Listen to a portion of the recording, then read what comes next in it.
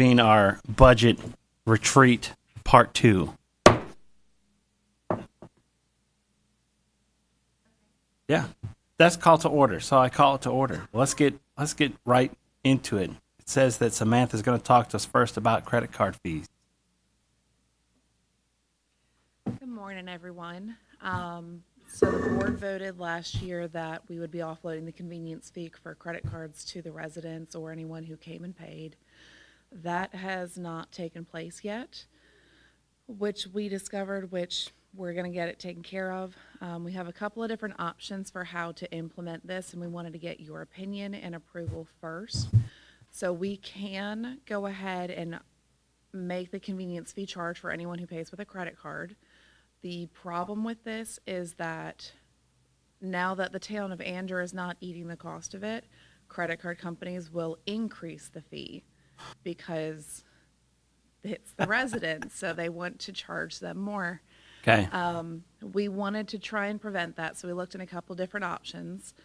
Some municipalities have had good luck implementing a technology fee or an admin fee across the board on everyone's bill.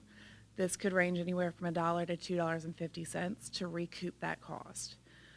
The only problem I can foresee with that is to recoup our cost, it would have to be $2.50, which it's not a lot, but it's still just another thing, is what I keep hearing from people. Yeah. But that would let anyone from developers to miscellaneous people paying citations, everyone else would not be charged that credit card fee. So if we wanted to, we would have to look at applying to all of our invoices for anyone paying an additional admin fee, so that way we're not charging the full amount to the residents. So we just wanted to get you guys' opinion on what would be best to implement for the town based on what you have heard so far. Yeah. So I pay my water bill online, and there is a convenience fee attached to that. Is that separate? It is separate. So that's using a third-party company to process the card online. This would be in addition to that for online payments. Now, if we did offload the convenience fee, you would see the $3 processing charge for using the online portal as well as the credit card fee. We do have the option to tell residents you can sign up for automatic bank draft. You would not get charged that fee. You can pay with cash or check. So there are ways for us to avoid them having to pay that cost. If we go with the additional admin fee on the bill, there's no way to avoid it. So either way, it's not a great situation, but we're trying to lessen the blow and the burden on the residents. You said that the credit card companies are going to raise the fee for. Yeah, so if we're getting a bulk discount as the entity who currently pays all of it. If we offload the residents, it's one by one, so they're going to raise that rate from the bulk discount we get to the standard. What are the different rates? They're about 20 to 50, depending on the type of card, the vendor. They could range anywhere from 1% for a debit card with state employees to 4.5%, 5.5% for American Express credit cards. So they're all across the board. What's the difference between what we expected it to be and what it would now be? So I don't remember the number that they approved last year to charge for it. How short? It wasn't a number, it was just the cost. Was it was it just the the cost? cost was being offloaded. Yeah. And Doesn't- normally it's like 3%, whatever the Yeah. bill was. Average is around 3 to 4% Yeah. is what we're seeing. It doesn't sound appealing to me to put a tech fee on everything to cover that for people who are doing bank draft and cash and check and. But so bank draft wouldn't have an additional fee, right? Well, everybody would It get it depends on essentially. which option we went. If we Okay. added a technology or an admin fee to all of the bills. Oh, okay. I gotcha. That's separate from if we just offloaded the credit card fee for anyone using a physical card. Now, if they did bank draft, there is no fee. If they did cash, if they did check, there is no fee. So we have the ability for them to not have to pay that. But right now, we're seeing about 80% of our residents pay with a credit card. Yeah.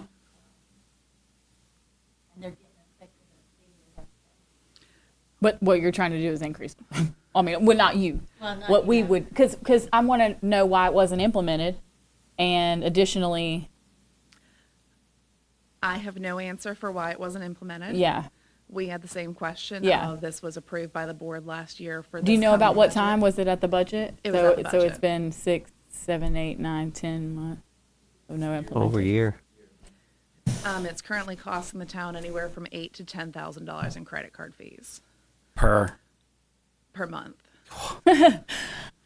And I don't think, so I understand residents are not going to be happy about this regardless, but the fee comes out of their taxpayer Right. money one way or another. Right. Yeah. It's either we collect it or they pay it up front. So it just reduces the amount of money we have to spend on projects and improvements to the Yeah. town. For auto pay, if they do bank draft on an auto pay, There's no fee. Okay. Because it's coming directly from a bank account. It's not using a Okay. card. I think I would rather have an option where people don't pay extra fees than do a blanket fee on everybody to cover it. That's just kind of my thought. Samantha, if they use their bank online bill pay, that would be sending a check. So that would be another option, right? That could avoid the fee. Yeah, we have a lot of people who will do their bank online bill pay where you tell your Yeah. bank we're going to pay this bill. We get the check mailed in directly to us. There's no fee. So that's another way to avoid it. We did just implement for this coming billing cycle. Everyone's getting a link to text to pay where you can set up your bank account. They just text, hey, your bill's coming up due. They can text pay and then it's paid. And they wouldn't have any fees that route either because it's coming Not that because it's we're bank aware of. draft technically. Yeah. And that was a free upgrade from Tyler. Okay. Yep. Currently, the only way to sign up for ACH is to come into the office. As of, I think we discussed this at the last time. Yeah. So Okay. this was the only Right. way so far, but we are looking at adding that document to our website and they could email it to us. A lot of people get weird about, even though we have secured email with the town sending their banking information through that. Right. I just wonder if there's a way for them to implement that on the platform that you pay on, for us to, instead of putting in our debit card, if we go ahead and add our bank Yeah, at the and with our account portal. You know what I mean? we can research that this coming week to see if there's a way for us to add that. I know with our current software, they're also allowing us to implement a new app for people to pay. That's another free upgrade that they've put in place. So we have a lot of questions to ask them on how to get more accessibility to the customer and also reduce their fees associated, because that's all I keep hearing is it's just another thing. It may be $1, maybe $2, but everyone's charging it. Everyone is charging it. You go to restaurants, they're charging convenience fees. I mean, it's not uncommon that these fees are being charged because somebody's paying it one way or the other. Yeah. Whether they raise their menu prices to accommodate or they just pay the flat convenience. So it's not unheard of. Certainly, if it's costing us either way, right? Yeah. Us being the Even then, that's a retail setting, and you could argue that that's cost of doing business for a retail business. Well, we're not running a retail business. We're not making any money off of this. You know. This is literally either this is cost of doing business anyways. Yeah, so to pay the credit card fees is just costing $100,000 a year, and something that could be used for something else. So yeah, I mean $100,000. We're seeing some of our projects are $70,000. We're having to Yeah. decide on, and this would So options being blanket cost admin $250 to everybody's bill. They pay it regardless of how they pay. Alternative is the convenience fee charged at the time someone uses a card. it's just but higher the than it rate is will right now. increase than what we currently pay. Okay. That's my vote. Yeah. I would say stick to the original plan, Okay. and we'll put together a clear list of ways that people can avoid to pay any of those fees. We talked about like 4 or 5 of them right here. So let's make a list of that and get it out too, so people know all their options to avoid that. Yeah, so what, at the front office, we have asked for is clear verbiage for us to tell all of our residents. Clear guidance on exactly what we're doing and a date of implementation, so that way we can tell residents it's happening this day and prepare them for it. Yep. Okay. We've already put up signage preparing them heads up. There will be a new fee associated with paying with a credit debit card. So they've had that since the beginning of April. We're trying to prevent a lot of these issues before they come up. Thank you for bringing this up. Thank you.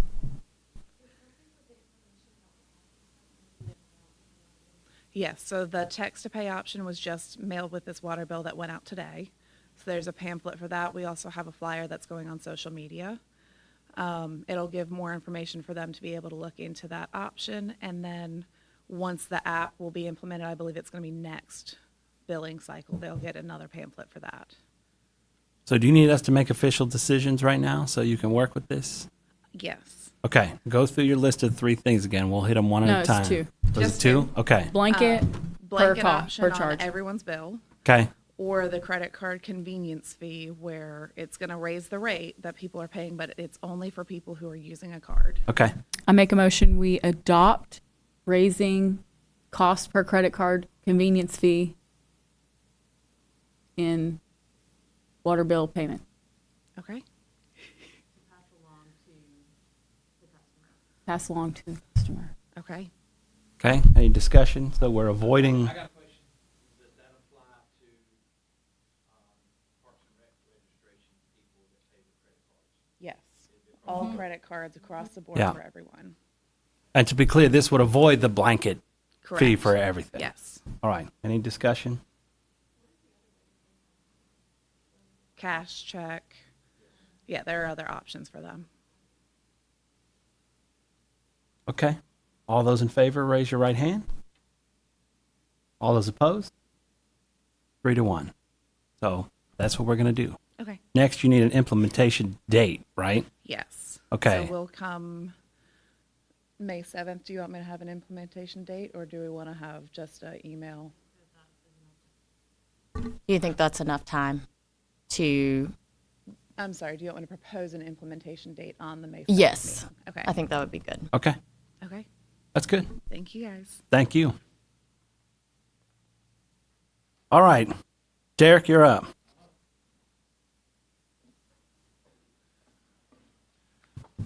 Well, 15 days later, I actually have some information for you. Good.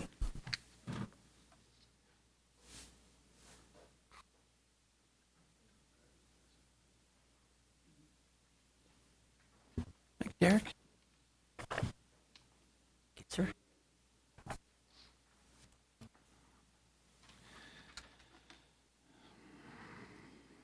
Okay, so this was the plan that was adopted by the board back in 2022, the first page that you guys see. Mm-hmm. And the cost back then was anywhere from 15 to 20 million dollars to do the entire project.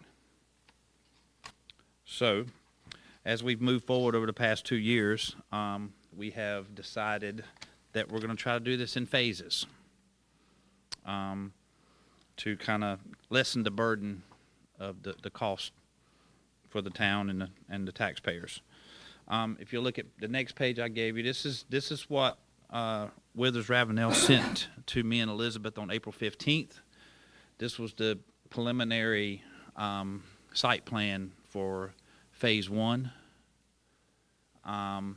Took a look at it, felt like that it needed a little bit of tweaking. So if you'll go to the next page, after discussing this with them, we asked them to add some extra parking around the north side of the property there. I can. So if you notice, we asked them to add extra parking so it would be more accessible to get to the playground and the picnic area. Mm-hmm. We also asked them to put a walking trail all the way around phase 1. Even if that was a temporary walking trail on the southeast side, we felt like we needed to do something like that, especially if we're going to apply for the Accessibility of Parks grant. That would help us with the walking trail and the playground. Mm-hmm. So everything else, we asked them to move the retention pond to the south end of the pickleball courts too. The way they had it set up on the original site plan, they had the pond right off the parking lot and then the pickleball courts behind the pond, which didn't make sense to me. Well, it's not very visually appealing. Yeah, exactly. Either. And So I like this design better. As you guys, if you look at the original plan that was adopted in 2022, we've made some necessary changes to that because of the demand that we currently have. We had 4 multi-purpose like baseball, softball fields in the original plan. But what we're seeing over the past 2 years is our demand for soccer and other type flag football is way higher than baseball and softball is right now. So we want to meet the needs of the demand of the people. So that's why we decided to put this 320 by 320 multi-purpose field in, so we could do multiple soccer fields, flag football fields. We're going to go ahead and put 1/baseball, softball field in, but we're going to make it big enough to where we could do flag football and some smaller kids soccer in the outfield of that field, so that would still be a multi-purpose field. As some of you know, we've got 900 kids in our spring sports. We expect over 1,000 in the fall, and we have to be really strategic about how we schedule, how we plan. Our 11U soccer field also doubles as our 15U baseball field. Our 8U soccer field also doubles as our softball field. So we get a lot for the space that we have. We feel like this will relieve some of the pressure and the burden that we're currently having at Jack Marley Park. What we don't want to do is we don't want to make Jack Marley Park obsolete either. So we feel like doing it this way, we'll continue to still be able to have more baseball, softball over there, probably continue to have tackle football over there, but we'll probably move a lot of our soccer and our flag football to the new park, and maybe older kids baseball will go to the new park as well. Yes. Yes. So right now we can't do older kids baseball in the fall because we have so much soccer going on over there in the fall. So we're trying to get it to where we can do all of our age groups for soccer in the spring and fall, and all of our age groups for baseball and softball in the spring and fall, because the demand's there. So right now we can't meet the demand. I mean, honestly, if we have to cut soccer off at 11U in the spring because we don't have the space. If we'd run it to 13U like we do in the fall, we'd probably had 200 more kids just in the soccer program. Which is, I wish we could, but we can't right now. So that's kind of the goal. It depends. We could put 2 big fields on it, or we could put 3 8U fields on it, and probably 4 or 5U fields on it. And we feel like we could do 2 8U fields on the baseball field as well, and 2 flag football fields on the 8U field. We feel like the flag football demand's going up. This will be our 3rd fall offering it, and the numbers have doubled each year, so we're expecting them to double again this fall. So we actually have to play flag football on the current football field when we're not doing football with tackle football. Yeah. So, and we practice over in the area where we set up the bleachers for tackle football as well. So this helps us kind of meet the demand. And we wanted to focus on what people wanted. And we get more complaints about needing more soccer space and pickleball courts. So we've addressed this problem. We also have 305 parking spots. So hopefully it addresses some of the parking problem. Look, if you go to any new park, any old park, and there's events going on, parking's always an issue. You're going to have to walk. Depending on what time your event is, you're going to have to walk. And you're going to have a hard time. So creative in scheduling. Yes. Because now, when I'm out there, I notice that you can't use all the fields every night that we play because of parking. Yes. So I see where you're alternating and, make it do with what you got, which is what you're really good at. So. Well, we're trying to stagger some of the stuff too, especially like the little kids stuff. We want to get them home earlier than the older kids. And we know with the 5U, they bring more grandparents. And we want to make sure the grandparents have parking. So Monday through Thursday, 5U soccer, which is one end of the park, and T-ball at the other end of the park, we only do one game. But we do it all every night to the week. So that way they're out by the time the second group of baseball and softball people come in. So that opens up some parking. And grandma and granddad that's there to watch the T-ball kids play, don't have to park 500 yards from the field. So, and I don't have to hear about somebody complaining about how far they had to walk. So, but if you notice, we did add some picnic areas. We added the playground, the building there in the center. We got rid of the maintenance building. We're going to go ahead and just put one building up, and we're going to use that as concessions, restrooms, maintenance, and storage.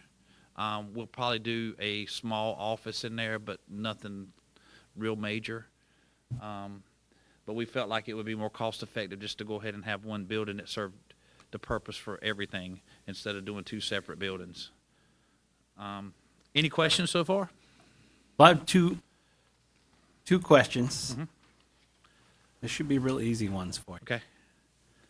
So we know that one of the largest driving factors of the new park is to take load off Jack Marley. And so this is just a real quick question for you because this is what you do. Do you feel like phase one that we're looking at right here is effective in doing that?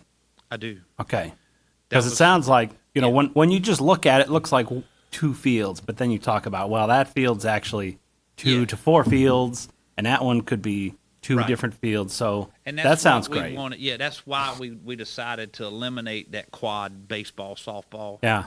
and maximize that space because, so phase two,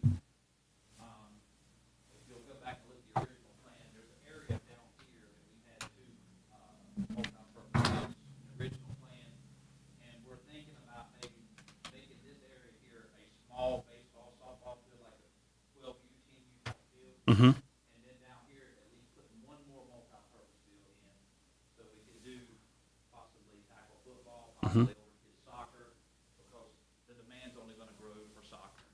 So I see where the playground occupies what would have been an additional ball field. So Yes. Does that remove that ball field from future phases? It does. Okay.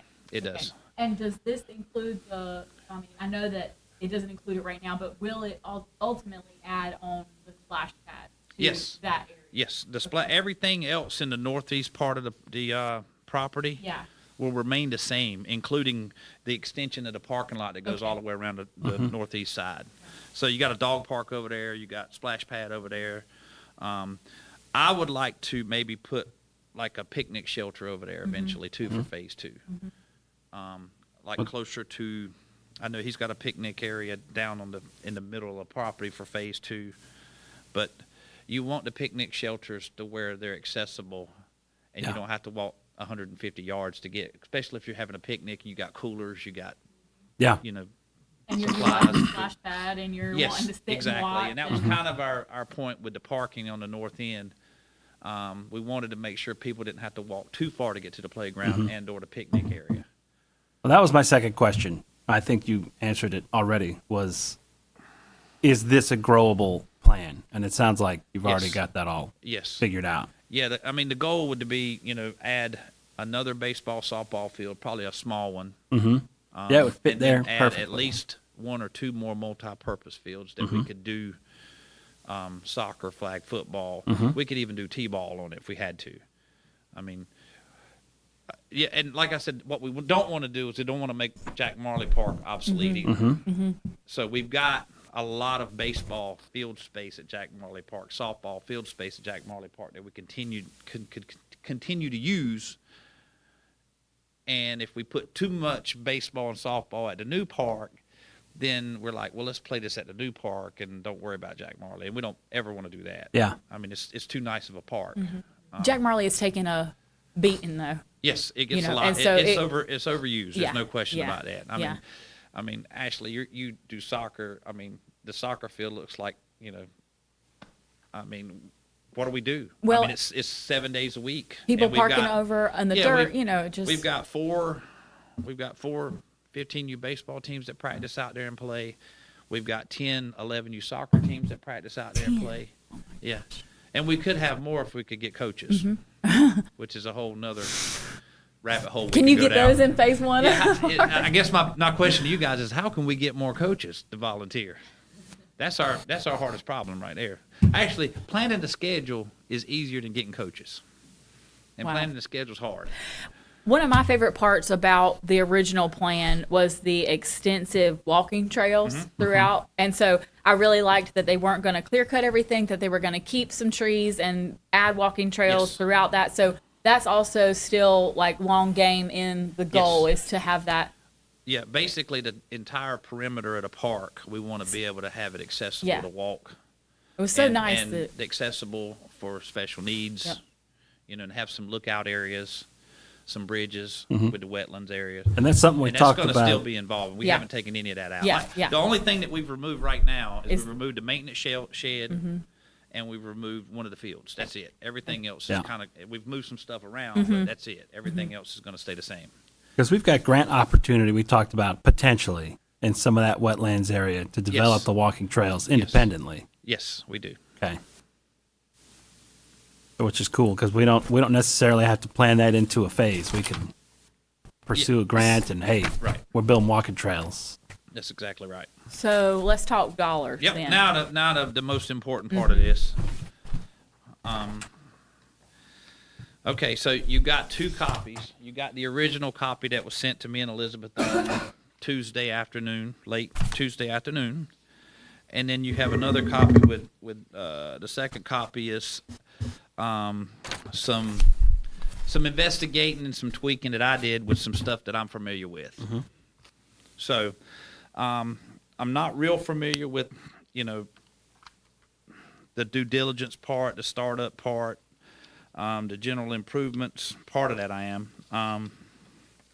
But then as we got into the baseball and softball field constructions, the multi-purpose field construction, the building construction, the playground construction, the pickleball courts, and the miscellaneous stuff, really familiar with that, and also the landscaping part. So if you'll take a look at the final number, which is $9.9 million, that's a lot. We weren't expecting that. Neither one of us were expecting that. As I started going through it, I noticed some mistakes. I noticed some overkill, for lack of a better word, on a lot of it. And I understand they're trying to price it out accordingly, but just to give you an example, I mean, I can go through it line by line, but I'll save some time. They had the building at $300 a square foot, and that's a lot, especially because half of that space is going to be for storage and maintenance equipment. I mean, it's just basically going to be a wall and a roll-up door and some drywall, and electrical is going to be in there. That's it. There's not going to be climate control or anything like that. So in talking to some builders, they said they felt like they could do it for $150. So I went ahead and added a little bit more to that, so I did $180 a square foot just to cover us on that. And we made it a little bit smaller than the original plan because we don't need that much space. Is that stuff that we can piece out from them? Or is this I don't, so I guess we can get into that once we get Right. closer to I mean it would require the a whole bidding process Yeah. and how we want to do things. 'Cause- Okay. So when we did the first renovation at Jack Marley Park, we hired a design company and a consulting company, and they charged us 10%. And I don't feel like they did 2% worth of work. That's just my opinion. And the next one we did, which is smaller, when we added parking lot, we added some other renovations and some lights and stuff. We did it on our own, and we kind of hired the contractors ourselves, and we saved money doing that. Now it was more work for me and some of the staff, but we did save money. Now a project this big, I don't know if that's something that we want to take on. It may be where, and this is something I need to talk to Elizabeth, and I'm going to lean on Jimmy a little bit too. Maybe we could take some of it on and not all of it. The stuff that we feel comfortable that we could take on and hire our own. And maybe we can't do that. I don't know. Maybe, that's something, that I'll have to do some conversations with them and with other people about how the most cost-effective way to go about it. Because, I mean, I talked to Elizabeth yesterday a little bit about it, and the fact that these design companies and these engineers charge 12% of the total price is, Yeah. it's unreal. I'm like, so, All that being said, Yeah. I could see that you've accounted for it anyway Mm-hmm. in this budget. yes, everything is in here as a turnkey Yeah. cost. So even worst case, so- if we did yeah. pay 12% of designer fees, Yes. it's accounted for in your Right. budget. And so I guess which leads me to these numbers that I changed are basically numbers on stuff that we've done Yeah. or I'm familiar with. And I talked to fencing guys. I talked to the lighting guy that does installation, that does our repair work down there. $500,000 to light that multi-purpose field would basically be lit up like an MLS stadium. Yeah, And the baseball field would be lit up like Durham Bulls Park. And we don't need that much lighting. Yeah. yeah. I want something that's similar to what we've got at Jack Marley that serves the purpose, but it's not, an astronomical upfront price, and a maintenance cost is not astronomical on it either. Yeah. So, I mean, yeah. No, go ahead. I mean, that's kind of where I got these prices from. Like I said, the ones I wasn't familiar with, I didn't change because I don't know anything about them. So What is the difference between the 12% designer fee and then line item 6 right above that, design estimating contingency? Because it says design 20% and then the next thing down, designer fees 12%. that's the contingency, right? Yes. What is that? Like if they go, Yeah, that's like the extra. Yeah. You hit. Okay. Yeah. Okay. Yeah, that's pretty standard. That contingency is pretty standard in a big construction Okay.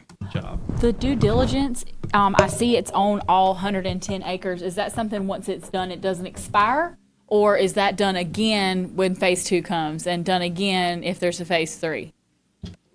For like boundary surveys, topographic surveys, environmental analysis, and phase 1 environmental. I guess depending on the timing with environmental, maybe okay just doing that once, depends on how long. Right. Usually I think it stays good for like about 1 year, I think. So I think that might be just USDA requirement. I mean, the boundary survey should, if they do all 110, then Yeah, and then that's- it's done. Some of this stuff's only going to be done one time. Right, Right. okay. Look, That was my like goal. The is- utilities part, getting all of that stuff in there is probably one-time deal. So the upfront is going to be way more, because you got to get the road in, you got to get the Right. sidewalk in, you got to And we get know some of that. power, electricity. I mean, you got to get water, sewer, all that stuff. in Once there. it's done, it's done. Right. And let me just say this about phase 1 environmental. So anytime we're building a public building, we've got to analyze the property to make sure that it's safe, right? That there's not some kind of chemical or heavy metals in soil, et cetera. So that pays for the study. And then whatever the study says, there might be mitigation measures that have to be put into place. But you don't know what those measures are going to be until you have the study. So I just want to So with that being said, I went from 9.9 to 6.76.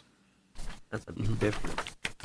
And the only thing I took out of the original plan here, the original cost is I took the lighting for the pickleball court out. That's it. That was $150,000. Everything else stayed the same, except we got real costs Yeah. out of it. So the question that I have is, for Elizabeth, like, is this feasible? Is this something that we can do? Do we have the borrowing power to make this happen? Like, what? So, in the budget that I'm getting ready to present to you, there is $500,000 to match a grant. You could use $500,000 for debt service. So if we just look forward and assume that we aren't going to have any other revenues, which we know we are, Right. then there's $500,000 for debt service. Back in September, Davenport did an analysis for us on the police station. So a $5 million police station at 5% interest is a debt service payment of about $400,000 a year. So with that being said, there's $500,000 in the budget. $400,000 debt service on $5 million. So I'm saying, yes, I think that we can do it. I would like for Davenport to step in. I think it would be better to have a bank loan. USDA does sort of some recreation, but it's very specific and it's very hard, and there's a lot of hoops.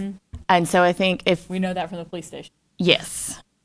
And so I think if the board was wanting to move forward with this, then we would need to go to the banks and see what they would be willing to do, see what the interest rate's going to be. We know interest rates are coming down this year, so that will help us.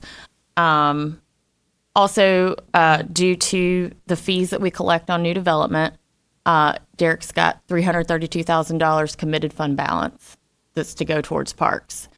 We are estimating 400 homes to be finished between July 1st and June 30 of next year. For revenue purposes, we're estimating 200 to be cautious. For expenditures, we're estimating 400.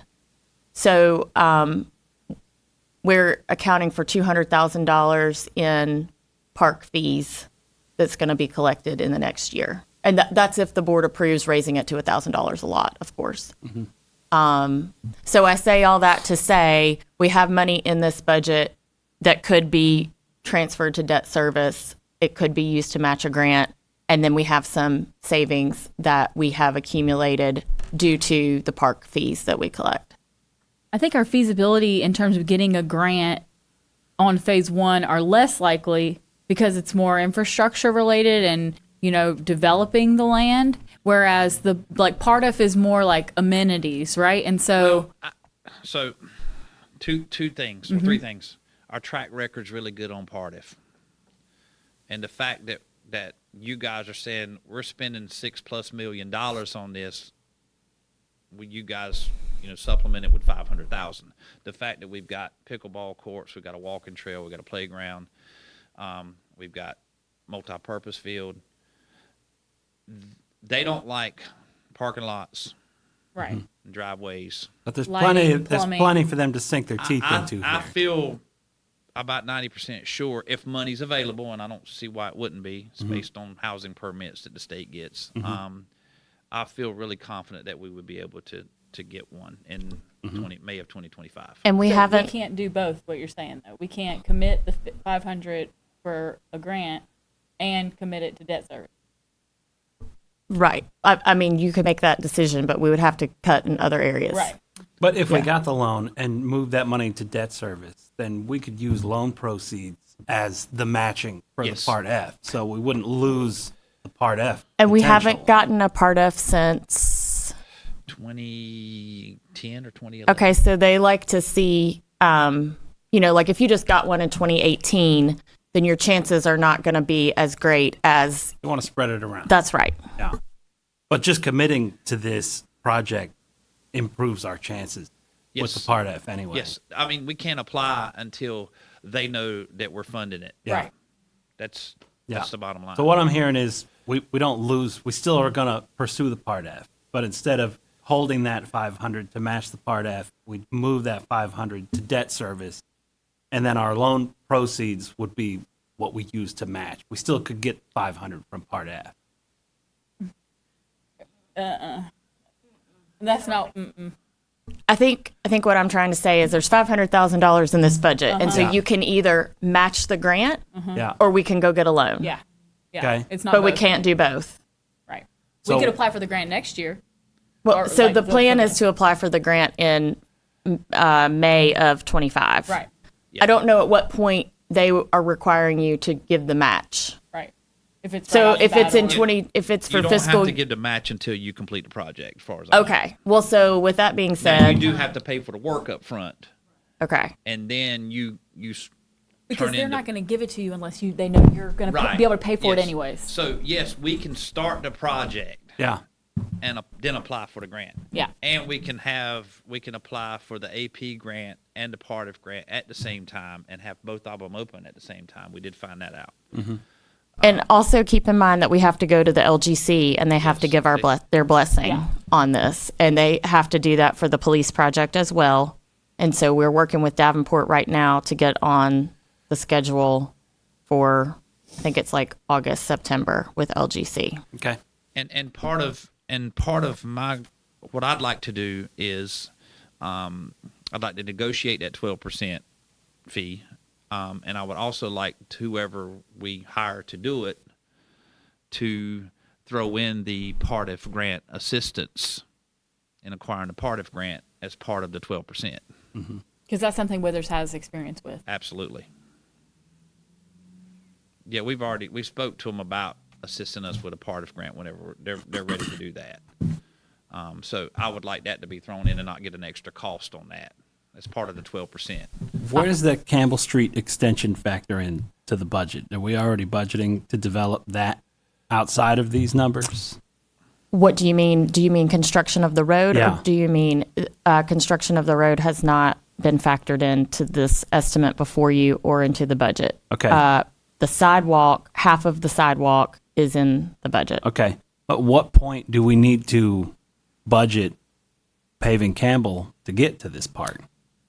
I think, Jimmy, do you have a sense of, I think once we've got an idea, a set of plans, so what we need is, we need a design on what we want to do. So, in other words, before we build the road, to get to the park, we need to know, will gravity sewer be able to serve the property? That means just extending the sewer. If gravity can't work, then when we build the road, we can put in a force main as part of it. So those are some of the unknowns we do not know. We can get utilities and everything else through the road Yeah. before we put in curb gutter and sidewalk, but just the sewer's unknown. We sent a couple sewer elevations to Weathers for them to decide which route would be the best, but without having a true survey, Yeah. then you really can't answer those questions. Because what we can do is we can get the gravity through the parking, excuse me, the new entrance and stop there, and you may have to put in a small package pump station to pump it back to the gravity. Okay. I just don't want to end up building a park and then we don't have a road to it. right, but so we're going to have construction documents Right. for all of these things Yeah. before we can build the road. Right. Okay. They need to know we're going to have a reason to build a road. Right. I mean, Yeah. I want to research bank, costs, interest. I'm prepared to say yes. Nobody else. Yeah, I think that's what I would say too, is let's look into our ability to fund that through a loan. I appreciate this. All that it went into cutting as much as you did to trimming the fat and finding what, will work and what won't work. I do not want any more grass to grow under our feet on this. So, Okay. Yeah, yeah, we got to be able to afford it. I get it. So the Parks and Rec Advisory Board, that was our main focus, is figuring out ways to find outside funding for this park and other things that we've got to do. So their job when we left the meeting was to try to figure out ways to find outside source of funding, whether it's, and do have a meeting with a team marketing person next week. So we're going to try to lessen the burden on the town as much as possible.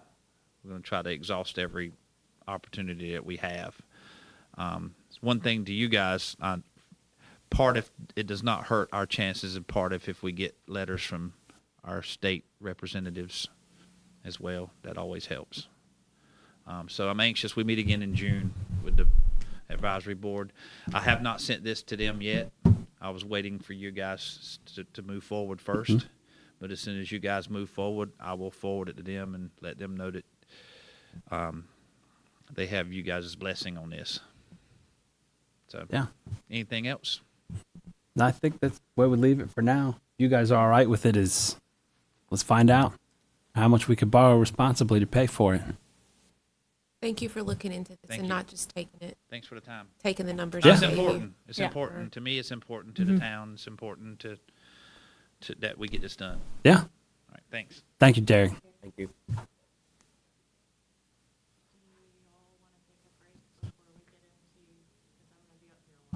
It's up to you guys. You guys need a break? Let's rock and roll. Let's do it. I'm old, I got.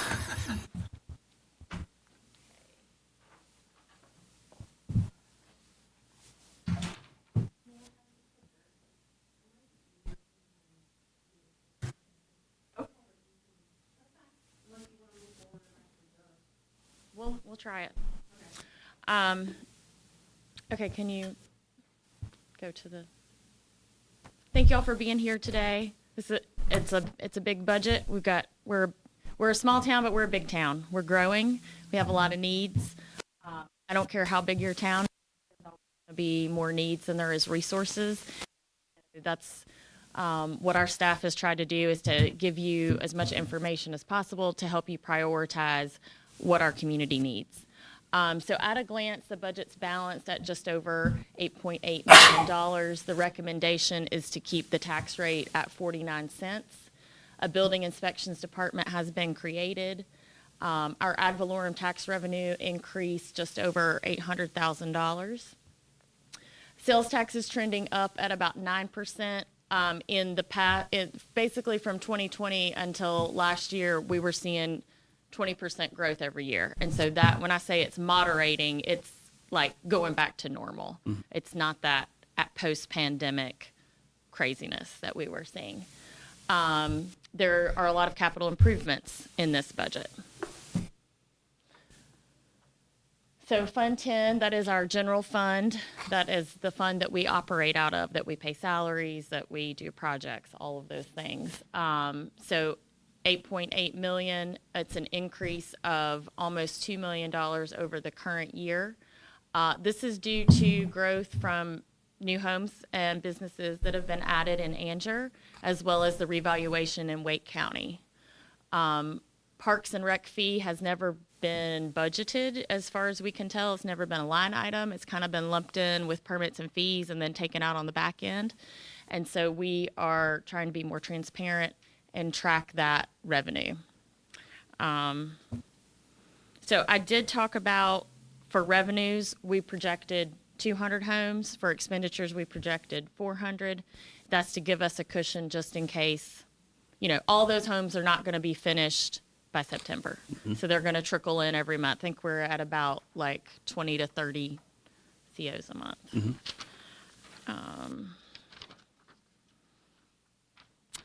So our revenue for sales tax is projected to increase about $200,000. There is revenue for a school resource officer with Carolina Charter Academy. We're hoping that we can work that out.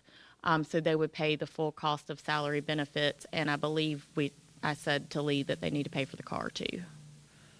But if they're not willing to do that, then, we might have to not hire that position. That would be full salary for the year, not just while they're in school. That's right. Okay.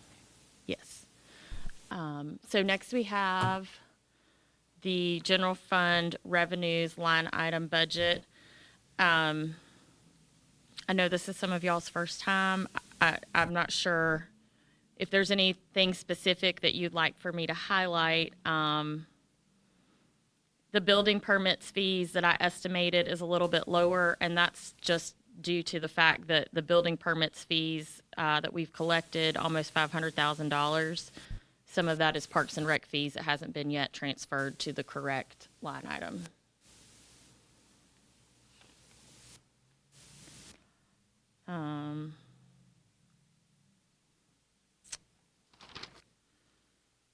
We did, based on your direction from our last meeting, we did not raise the recycling and garbage fees.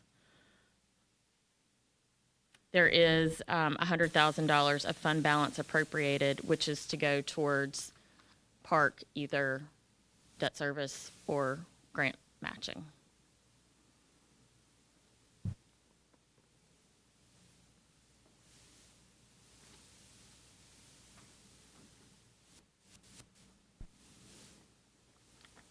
Are we good?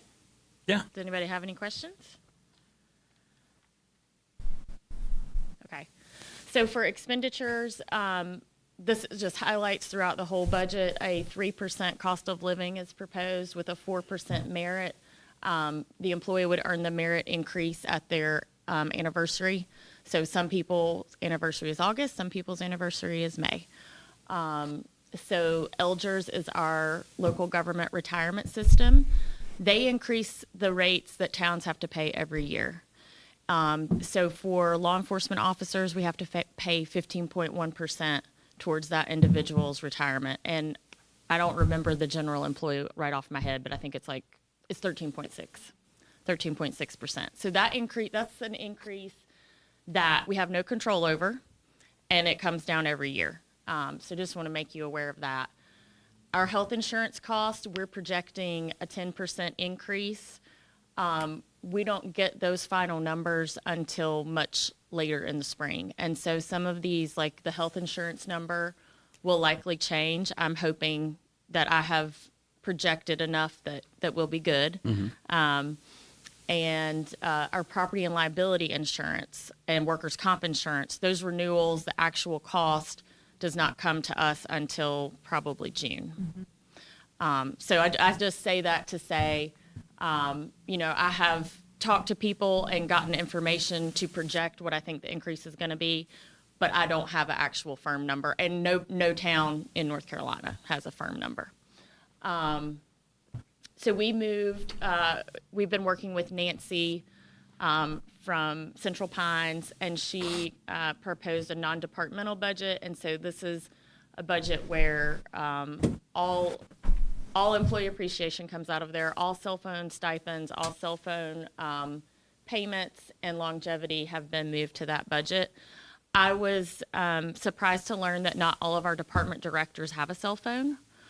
And that's something that has been common in all the organizations that I've worked in. At least the department directors, and usually the assistant directors, and usually the clerk have a cell phone that is paid for by the town. So what we would like to propose to you is that employees either get the choice of having a town-paid cell phone, which is about $45 a month, or they can get a stipend for $40. And so people are going to be allowed to choose.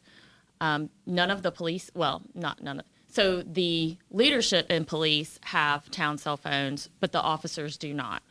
And so we have proposed to give them the option. Well, we're offering them a cell phone. We're not offering them a stipend. So they either get a town cell phone or they don't. If you're using your personal phone in an investigation and they need the information, you lose your personal phone. Some of the officers were telling me at the listening session that they've downloaded apps to mask their number because they have to call people with their personal cell phone that they pay for. And they don't, obviously want everyone to have that private number. So that was something that came to light in our first employee listening session. The longevity pay, I'm proposing to increase from $50 per year of service with a max payout of $1,000 to $100 per year of service, max payout $3,000. Our longevity compared to other towns was pretty poor. The county and Lillington do a percentage. So if you've been here for 20 years, you get 4.5% of your pay. I like to do this $100 for everybody. Everybody's treated equal, and the people that make more money don't get more bonus. I also think that when you've had people who've dedicated so many years of service to the town, $1,000 doesn't really feel like a thank you. And we want to create a competitive work environment where it's like That's right. It's one of those things. That's right. And so we've had some people leave and we've had new people come in. And so the differential between what we paid last year and what we would pay with this new proposal is about $8,000. Okay. So my practice in all my towns has always been that whatever is budgeted for overtime, once it's gone, and everybody's getting comp. I would like to continue that as a measure to keep the budget in check and to not, spend more than we plan to. And my other sort of rule is that if you don't receive the grant, then you're not able to purchase whatever it was that you wanted to purchase. And that keeps it balanced, right? So if you don't get the revenue, then you don't have the expenditure, it cancels each other out. So we'll go into the departments now. The budget for you all is recommended at just over $173,000. It's a decrease of $81,000 from the current year. It includes your salaries. It includes, we have combined training, travel, and meals into one line item. So $6,500 for that. At the School of Government, they recommended budgeting a contingency, which is typically budgeted in this department. We can budget up to 5%, which is that number that you see there. I have currently budgeted $100,000 with the goal to not use those funds and roll that back to fund balance at the end of next year. How did it decrease? So if you'll look at the contingency line item, which is at the bottom, that's a difference of $65,000. Was it that it was just a higher contingency before? Percentage? So the COLA, so any increases were built into that line item. And also the other change is, Yeah. yes, and the HSA. Yeah. Okay. Good? Okay. So next up we have the administration department. The recommended budget is about $670,000. This is a pretty significant decrease, most of which was that our department, administration department, paid everybody's workers' comp and property and liability insurance. Typically, those are broken out by department. So that's what we did this year is we offloaded that to each department instead of paying it just out of our department. With that being said, Nancy also recommended that we take on the expense of all drug and background and psychological testing. So because HR is under administration, all of those charges and fees are going to be coming out of administration when we hire new people. I have moved the salary for community development coordinator into the administration budget because she reports to me. We are requesting a full-time administrative assistant to assist with HR paperwork and to assist with special projects from the manager, scheduling events and meetings, handling the food.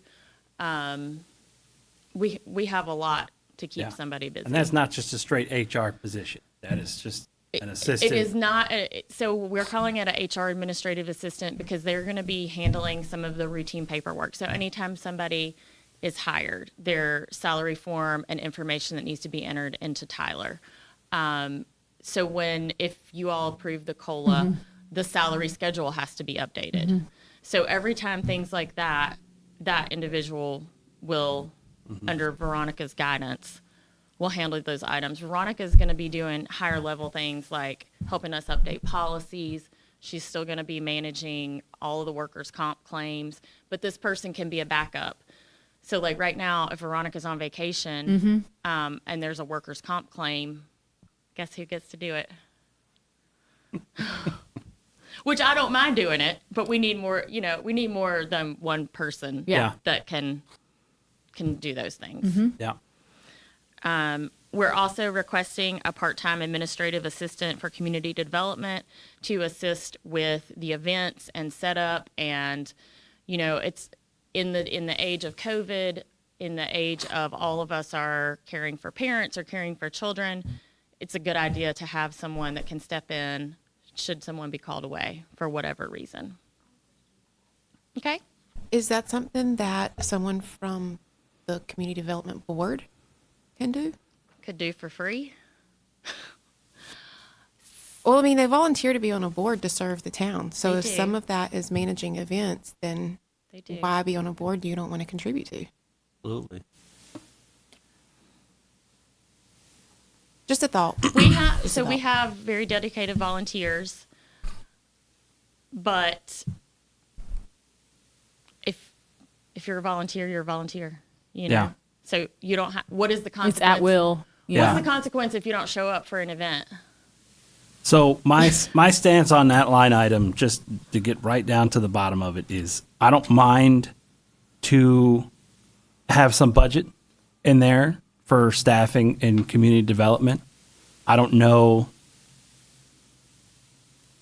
if we should hire someone right away or if we need to explore all the options there. So for budget purposes, I'm happy to. So it's add budget. $18,000 plus the FICA. Okay. So I'm saying $18 an hour. Yeah. Yeah. You know, maybe they run a farmer's market a couple times a month and Chrissy runs it the other couple times a month. Yeah. You know, we've talked about this before. Economic development is a big catch-all term that means different things to Yep. different people. And so I've spoken with Stephen Barrington, our economic development director, and we need the board to tell us what economic development is to you. Is it recruiting big industries? Because that's very different than the job that Chrissy was hired for. Community development and economic development are not the same thing. As we kind of get our ducks in a row as well, I think what economic development looks like for us in Anger will start to take form. Yes. We just have to kind of make room for that in our plate, you know. I think with the amount of growth we've experienced and how we're starting to expand our boundaries, economic development will look differently than it has. Yes.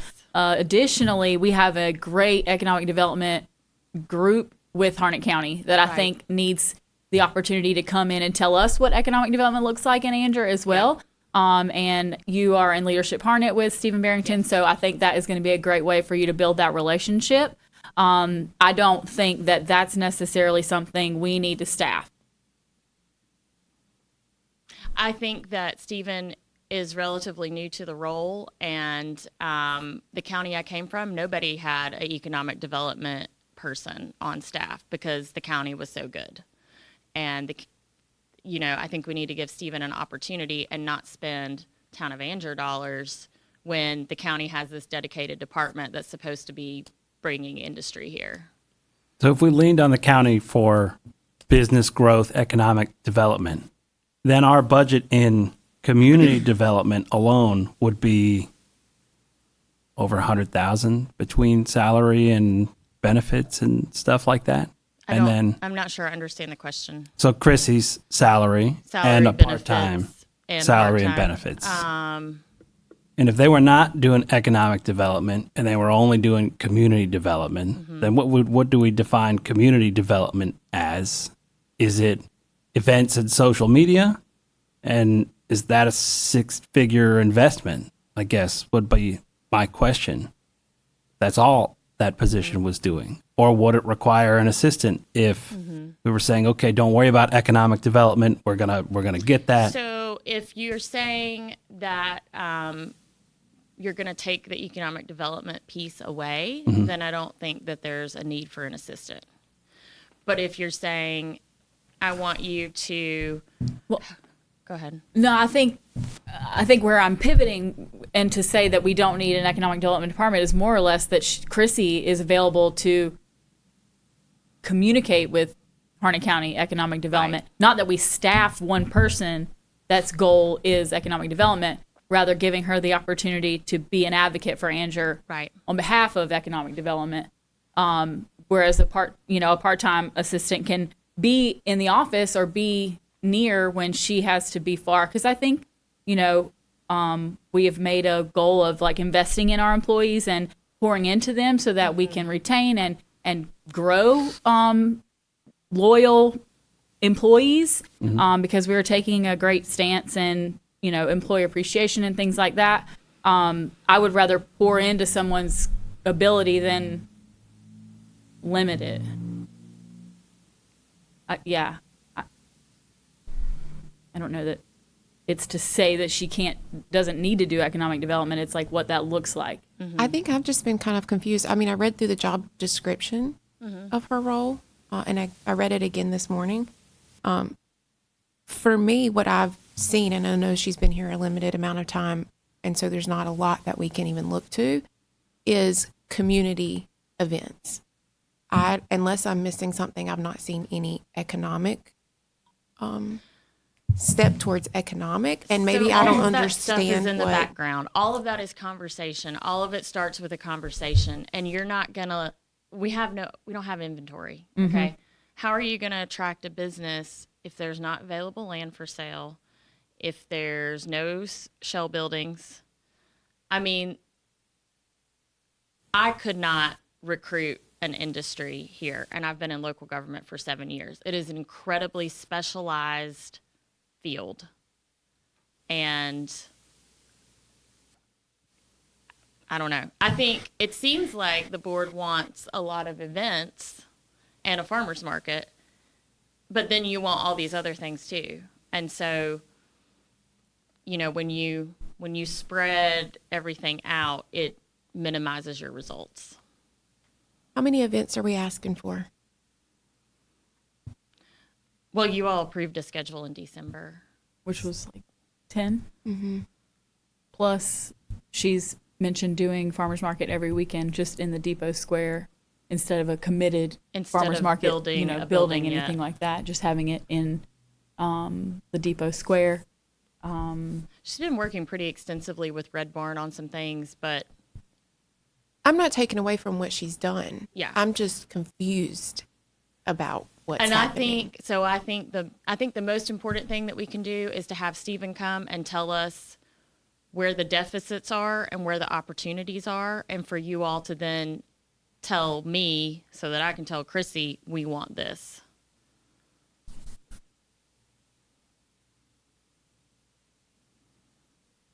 So I mean,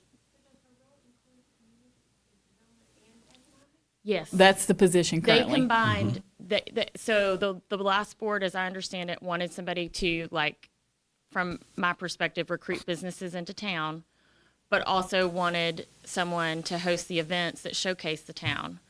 And so in some ways that goes together, as in you're marketing the town and you're bringing in new people to see the town, and hopefully they will invest.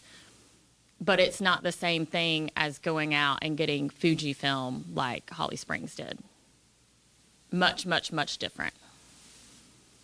And just so you know, like a Stephen Barrington or my colleague in Catawba County that has had numerous wins, billions and billions and billions of dollars of tax base created, that's a $250,000 position Right. all day long.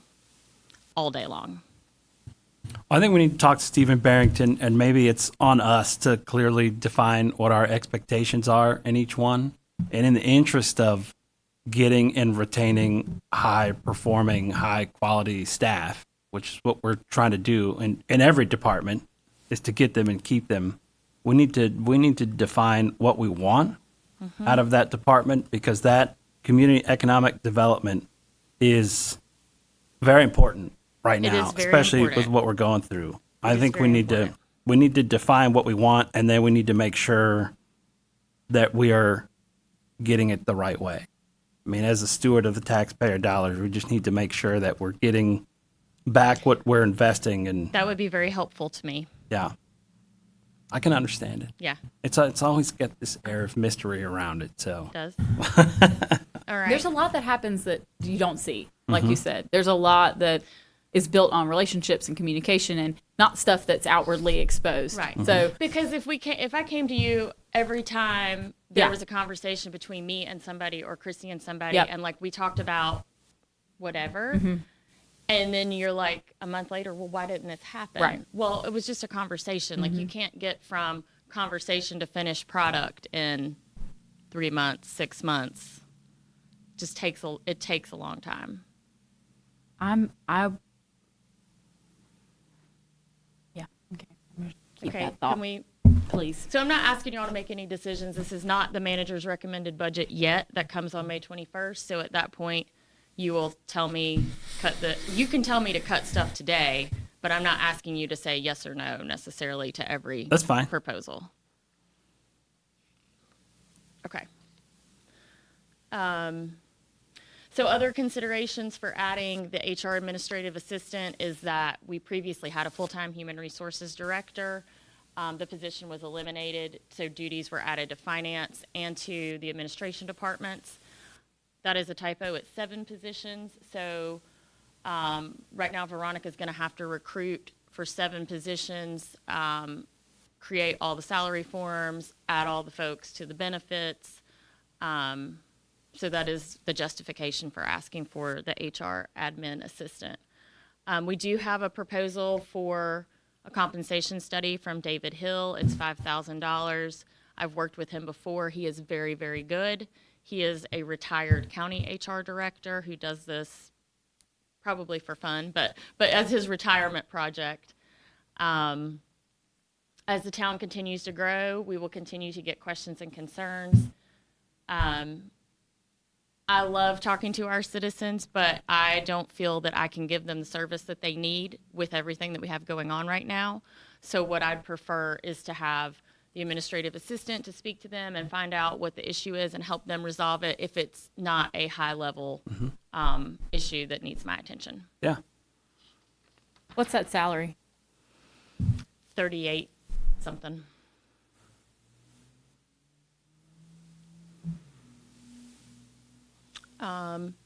So we've got the line item budget for the administration department, salary for 4 full-time employees and 1 part-time employee. Pretty much everything else is straightforward. We have to pay FICA tax. We have to pay Elgers. The town has instituted the 5% 401k. We're estimating the group health insurance. I'm sorry, it should say $750, not $760. We have a lot of training in here for our employees, which is very important.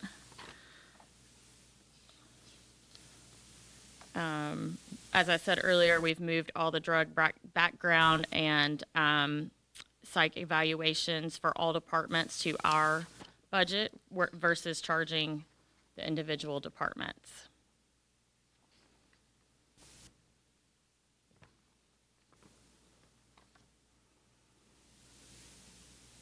Any questions? Okay, now we get to talk about our strategic priority of creating an excellent public service organization. So some of the items that are included, we've spoken about merit pay, additional staff to handle citizen concerns, a compensation study, having a HR administrative assistant will be able to provide better service internally for our employees, increase longevity pay and cell phone or stipend for our employees.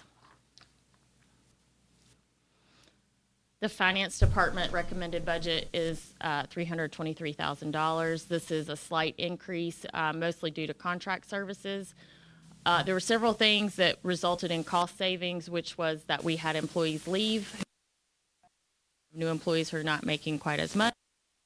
There was a software that Samantha and I determined was for no reason, and it was $10,000. So we have gotten out of that contract. The utility billing supervisor is fully budgeted under the water and sewer fund because she handles all of water and sewer billing, payments, questions, concerns. So that is paid out of the enterprise fund.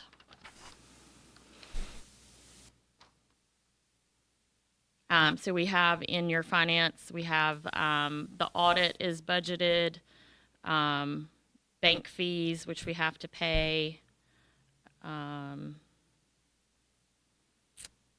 new computers are one of the items that's being requested in this budget. We have some that Harnett County IT has advised us will no longer be able to be updated. And so if the computer goes down, everything that's on that computer is gone. And then the strategic priority linked to that is, once again, creating excellent public service organization, investing in new technology and computers. Okay, we are at the police department.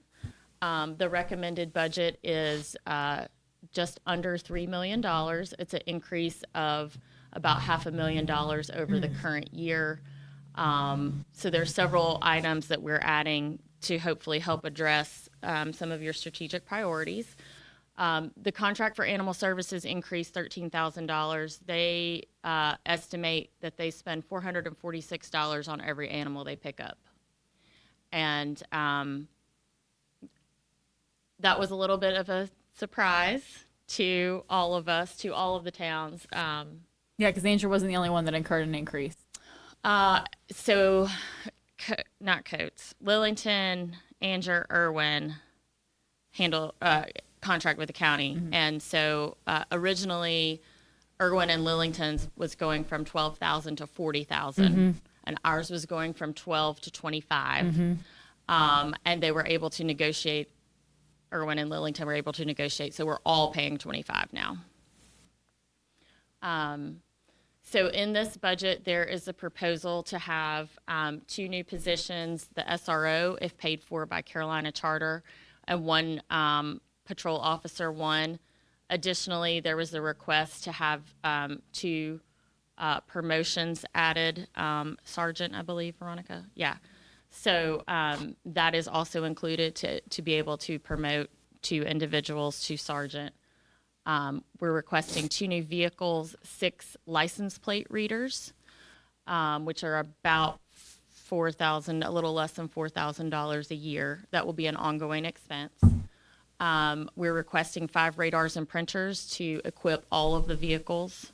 There's also a LiDAR, which is a portable radar unit that if someone has an older vehicle, they can check that out and use that to run radar. We're also proposing 2 digital speed limit signs for Broad Street, and $200,000 of revenue from this fund is going to be transferred to the Police Capital Project Fund to pay for interim financing for the police station.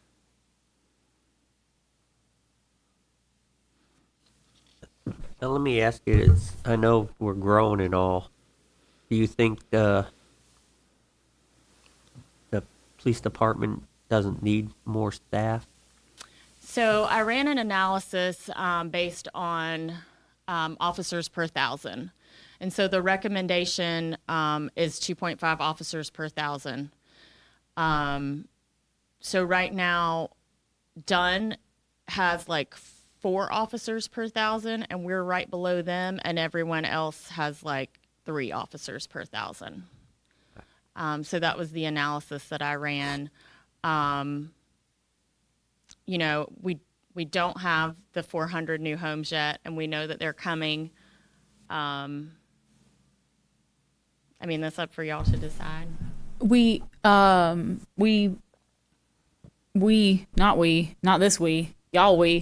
passed ordinances that were a way for the town to make money off of enforcement people of breaking the traffic. law. So I want to know how that's going and how it may project to go, and if like PO1's going to be doing this, or you know, I would like to see some money coming in for a $536,000 increase in their budget.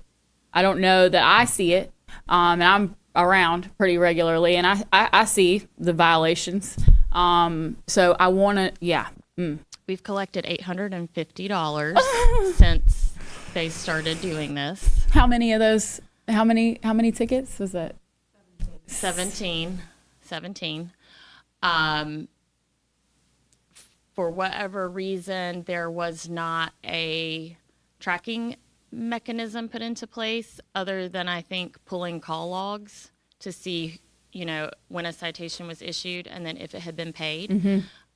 So the police department is working with Samantha and our folks up front to create. Did you talk about invoices? Somehow we're going to send people invoices. So it's not we're not creating invoices in the sense that they're going to be getting it because they already have the ticket.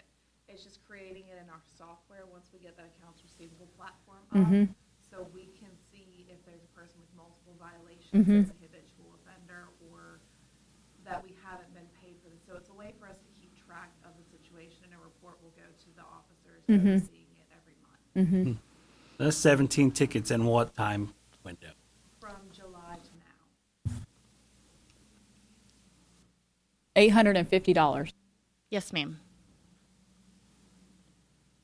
Yeah. So I let all the departments request what they wanted to request because I believe in them getting their time before you. And then I have to take their request and evaluate it against everyone else's. And so based on that and my analysis of the numbers, 18 to 19 would be staffed fairly well at the 2.5 per thousand. And so we have currently 23 positions and we're adding 2 more. And we're adding, mechanisms to assist them with technology. So Lee decided he was going to forego the administrative assistant for now just because of space. And we've made a lot of capital investments for the police as far as their police station and the training facility. Yeah, Do because we- this doesn't show the $5 million for the police department. No, because that Obviously, is going right. to be in a capital project fund. Do we have any vehicles that are not being used? So there are a few vehicles that are parked out here. One or two of them is going to be sold because they have reached that point where the maintenance cost is just more than it is worth to keep Right. it. Yeah. Do we need to maybe look at possibly raising the fees for offenders or for We need to write more than 17 tickets. well, we know that, but do we need to, I mean, because I know one of the problems we have is the intersection being blocked down here, and there's, I think we need to put a cap on that, maybe like $500 fine, like other counties do. I have to research that because there was some mechanism from the General Assembly about the charges that towns can issue. So we just want to make sure that It can't be we too exorbitant. are in compliance Right. with state law. Because I think when we first presented, it was pretty much like we researched all the other communities and everything.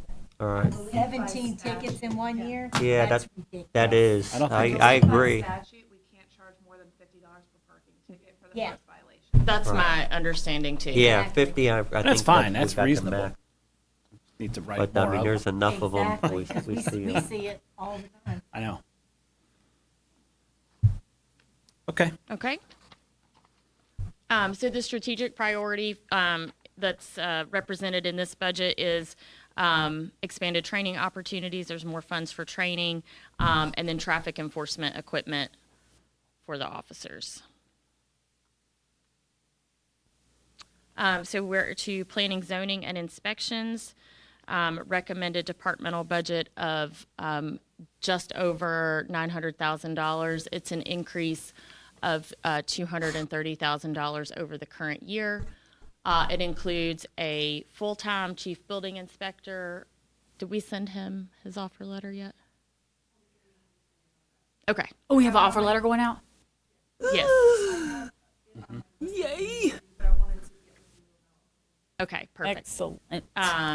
And this person has a tremendous amount of experience. Really? So we Act also, like you know already. at first we were just going to go with the chief building inspector, and then I got a little nervous because we're doing like 40 inspections a day. Don't want to overwhelm somebody. Don't want to bring them in and be like, hey, whoa, this is too much. So there is a retired building inspector that Jeff has been talking to, and the budget includes a salary for that individual as well. They can only work 1,000 hours a year. I am requesting 2 new vehicles. However, I think we could cut 1 vehicle and potentially offer that person to pay them mileage if they're only working 20 hours a week. And then, of course, we have purchased the new inspections, permitting, and code enforcement software as well. And it also includes your the code books, the safety gear for inspectors. There is $8,000 for board and staff training, particularly in regards to quasi-judicial and board of adjustment type issues. $150,000 for the new comprehensive land use plan.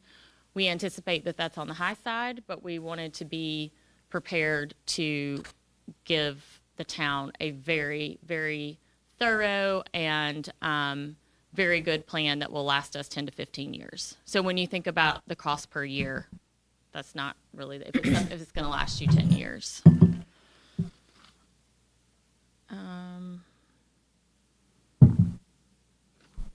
Questions?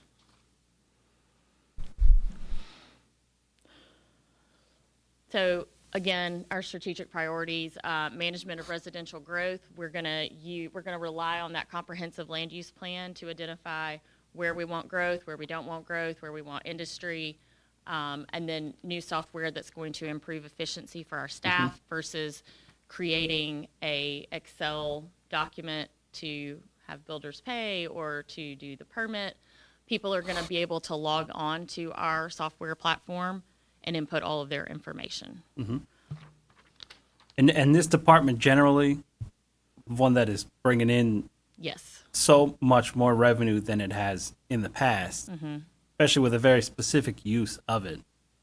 I have no reservations about part-time assistant or even the second vehicle. I'll leave that, Right. we have the money to spend on that. Yeah. And as we move forward, we might find that we need 2 full-times and we would already have the vehicle, We might, yeah. so I don't have reservations, especially in that department where we're generating more income than we could potentially find ways to use because of the limited spending. So that's my general feeling about Okay. planning. Anybody else? Questions or comments? All right, we're moving on to streets and sanitation. So the recommended budget is $2.4 million. About $1 million of that is due to capital projects that you all have indicated you're interested in. An excavator for $60,000, that is being split also with water and sewer. So the total cost is about $180,000. This proposal includes half of the Campbell Street sidewalk, which is estimated to be $300,000. The Church Street parking lot, $400,000, an informational sign of $70,000. I think Jimmy and I explained to you all that that's sort of like a median cost, so it could be a little less, we could be a little less fancy, or we could be a little more fancy. And so that's going to be up to you all to decide exactly what Yeah. you want before we can kind of nail that price down. But that's enough budget to cover the whole sign. But we know that there's potential for some outside investment in that sign too, but we're budgeting to Yes. cover it. Just a few highlights on this line item budget. Flags and Christmas decorations are very important to this board, and so we've requested $18,000.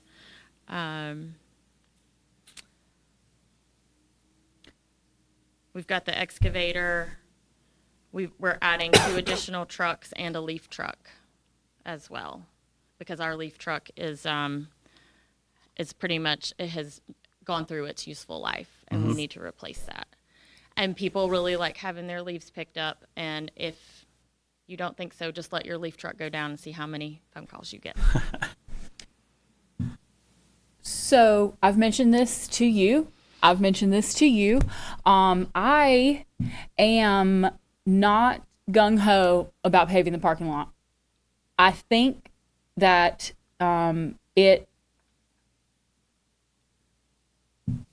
it's being used for parking right now, and we still have parking issues. The Campbell Street sidewalk, to me, is more safety and with the explosive growth in that part, whenever you travel Campbell Street, I always come upon a walker, their dog, kids on bicycles. To me, half of that sidewalk is not acceptable. With already owning the parking lot that we have and its current use, with the paving of that lot will be a decrease in available space for parking, in my opinion. I don't see where that's going to solve the issue of parking. And Chrissy brought up alternatives. I just don't necessarily think that that's the best use of that money right now. Considering we could pave a sidewalk, The sidewalk installing that sidewalk may help alleviate some of the concerns of residents in that area. I agree, that are concerned about Safety. the safety and And- the big trucks that are going to be on Campbell Street. And like, you know, we've made pedestrian and walkability safety very important to us. And I just don't see where the parking lot should take precedence over the sidewalk. I don't, if I had to choose one, it would be the sidewalk.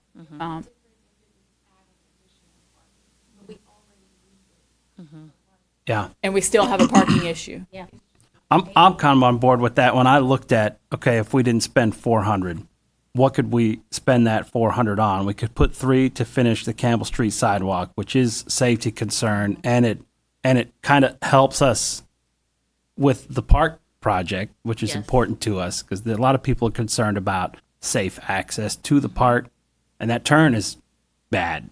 So It is a little scary. it would be nice to do that whole sidewalk, and if we had 100 left over, I would suggest that I'm just spitballing numbers. This is, in my head, I would say we could take 10 grand to maintain the lot that we have, meaning making sure there's no piles of gravel that people get stuck in or holes or just basic. I'm not even saying we gravel the whole lot because it's great flex space now for a farmer's market or Crepe Myrtle is going to use it. So I think it should stay grass. I agree. But it might be smart to budget some small amount of money to maintain it as it is. And then I think we need to take some of that money and explore other parking solutions.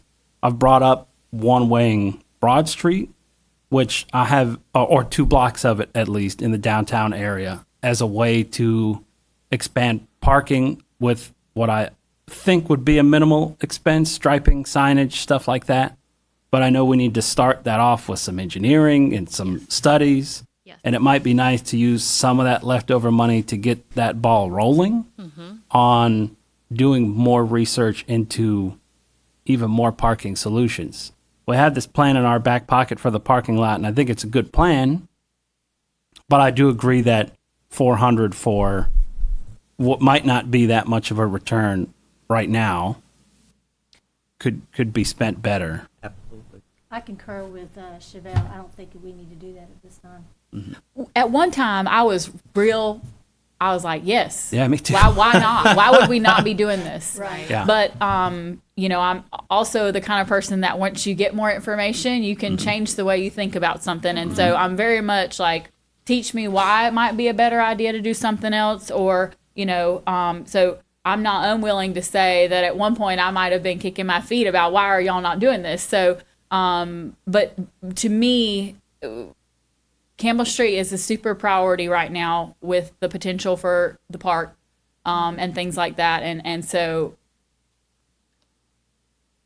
yeah, We can definitely revisit later on. we own that lot. Exactly. Yeah. It's not going It's anywhere. not going anywhere. And so- people are already utilizing it for parking. Yep. And so the $400,000 doesn't really make that Doesn't big of an fix- impact. No, it doesn't fix the Something. problem, That's and right. That's a Yeah. large chunk of change. It is, yes. And for a good chunk of time, it makes it worse because you won't be able to use the lot That's true. until it's done. And so, you Yeah. know, yeah.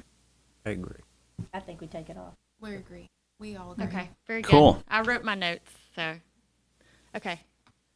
And now, just to add in one thing, I know that downtown core replacement, there was some line in there that was going to need to be replaced. That can still be done with the funding that we have for the core replacement.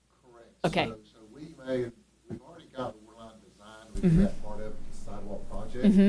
And so we stubbed out a 4-inch line there along West Lillington Street. Mm-hmm. So that's something we'll go ahead and we'll do internally. Okay. Just to bring it down South Broad Street west. Okay. And go ahead and replace that old 2-inch line that is there. Yeah, I still think that's a priority too, so I don't want to miss that. So we'll have all that done, and then whatever we decide to area.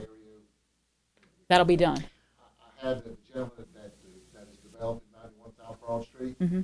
had talked to me about the town property, about possibly trying to do a public-private partnership. Mm-hmm. I would recommend it to him to go and speak with the manager and the gym.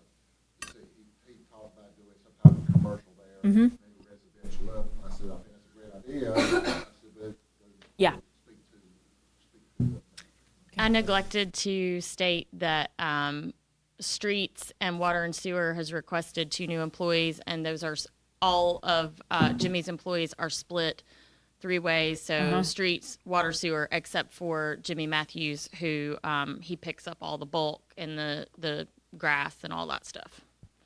So you can go to strategic priority. So infrastructure investment and economic and community development. So we've talked about how walkability, pedestrian planning, that's developing our community, supporting our community, making it safer. We have equipment purchase for Jimmy's team to be able to do projects in-house versus contracting them out. And I put parking in the depot district, but if we're taking that away, then Well, we're still kind of talking about it. yeah. You So know, we're exploring talking other about parking, options. But and so you guys already handled the next slide, which was to decide Campbell Street or Church Street. So we can just move right along to Parks and Recreation, unless somebody has a question. Okay. Parks has requested to add 1 full-time employee. They add an employee every decade, so it's time. He does such a great job, though, with what he's got, you know? He always does, never complains. So under contract services, obviously we have to pay our officials. We want to treat for fire ants because I don't know if y'all have ever been bit by a fire ant, but it's very painful. And there are people who Are allergic are to it. deathly allergic. Yep. My for free events coordinator in Catawba was deathly allergic, and we had to carry her EpiPen every time we had an event. So Triangle Pond Management, you saw the erosion issues at our last meeting that need to be corrected around the pond. We have $500,000 for the Part F grant match or debt service, whatever the board, decides that we would like to do. So the budget this year, the recommended budget is just over $1 million. That is also an increase of about $500,000, which you can see is due to the grant funds, basically. We are requesting to add 1 full-time position and deal with those erosion problems at the park. There, didn't we, correct me if I'm wrong, didn't we do something last year or 2 years ago for erosion problems there at the park? What was done? We filled in the ditch at the old school where dog park's at Right. a couple of years ago. Maybe that's what I'm thinking. Yeah, Okay. this is, That constantly stayed wet, Right. and it has helped tremendously. But we didn't do anything, we talked about it, Yeah. the erosion areas. Yeah, but we put it off for a couple of years. but this is Okay. around the pond. It's on the tennis court. Right, side, yeah. that area. Okay, I don't know why I thought we did something That back. little drainage, right? It's part, yeah, that whole section. That whole section has got chunks falling in the pond, yeah. Okay. So the strategic priority being addressed in this budget is creating an outstanding parks and recreation system, and that is by either taking out a loan to construct our new park or applying for a Part F grant for construction of the new park. Debt service, so anytime the town takes on debt, we have to report that in our budget. That's a requirement of the general statute. We only have $38,000 per year. It's going to be paid off by 2027. If you've ever looked at this Davenport report, and I know some of you have, we have like the smallest amount of debt of anybody in our region for the general fund. So we're very strong in that.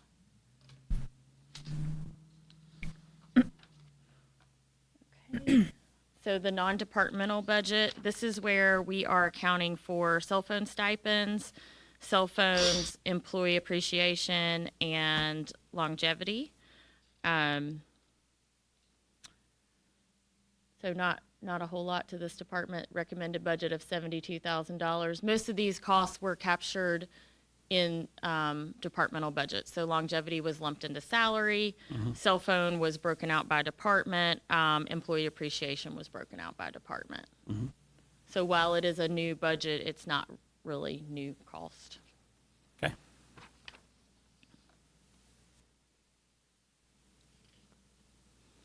The library and the depot. We contracted with Harnett County to take over running our library, and that contract is over. The recommended budget for the library is $5,000 just for building maintenance. Of course, this is a little bit of an older building, may have something come up. We hope not, but I thought 5,000 was a decent number. So this is a savings of $86,000 over last year. Recommended budget for the depot is $39,500, and that is an increase mostly due to landscaping and such, right, Jimmy? Yeah.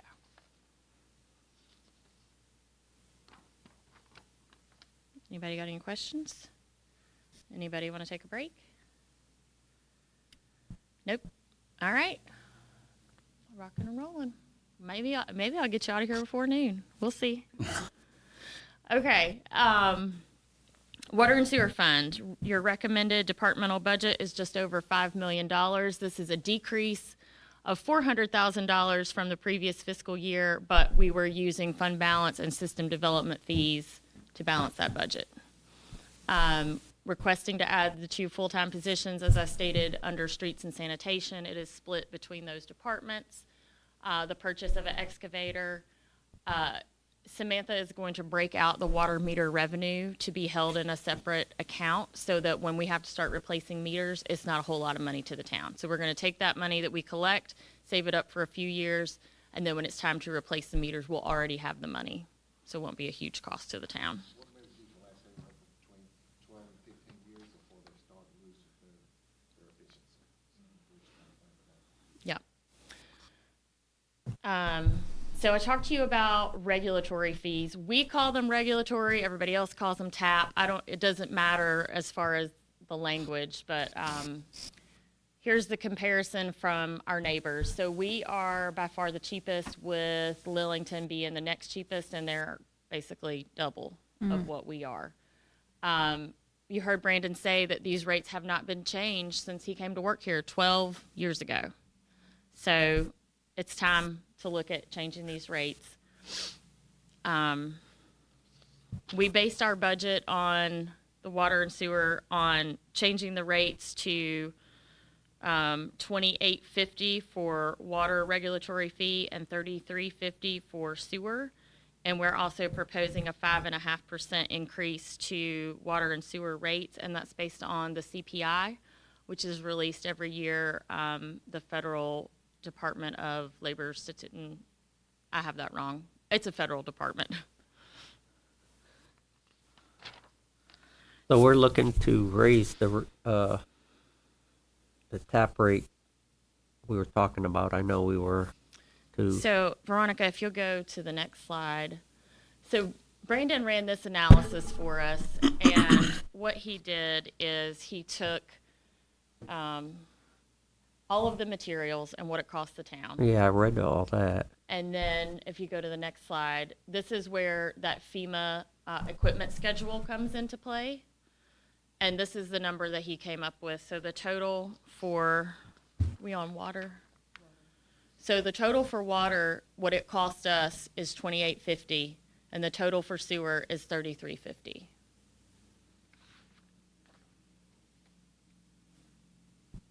Based on materials, labor, equipment, based on just for us to go out, for the town just to go out and make the same thing. Now, regulatory fees are different from your system development. Right. Right. System development fees are the set number, which Cecil Rhodes presented to the board a couple of years ago, and those are set fees that you can, on time you can change those every 5 years. Every 5 years you go to look at those. So with the development fees, only can get those, some major changes in those if the town goes in and say we put in a water line, and we put in a water line and it's $200,000 that it costs us to put it in.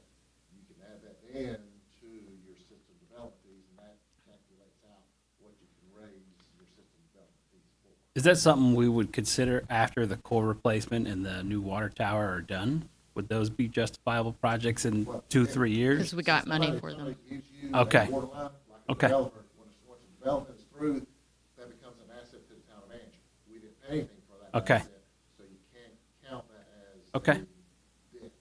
But now, anything that, if we pay anything extra in the core system, the core system is all with ARPA funding. So you can't use that, because that's Okay. money that's given to you. Okay.